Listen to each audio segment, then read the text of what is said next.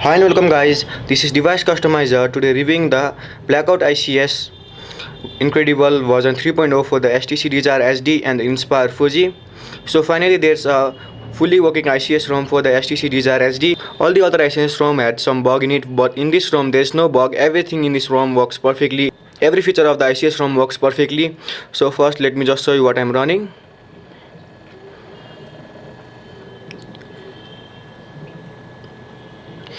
Android version 4.0.0 and the HTC Sense version 3.0.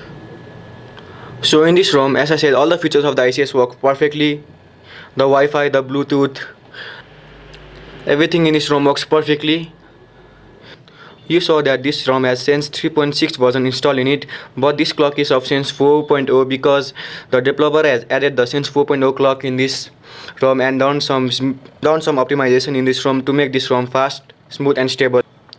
You can see the transition effects right from the lock screen. You can see that it is very fast, smooth and stable. There are no lags in this ROM, no fast reboots. And when you press this home button for a while, you enter this ICS recent app menu, from where you can delete the apps or just open it. And in this ROM, Beats Audio come pre-installed.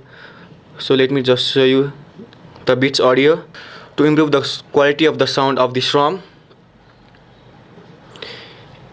And the most exciting part of this ROM is that the camera now works perfectly.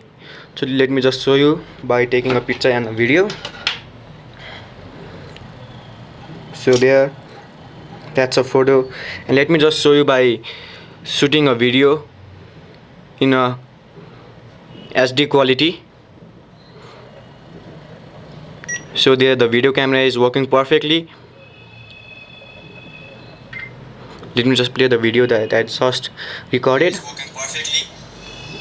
So that's it. The camera works perfectly. Now let's go to the all apps menu.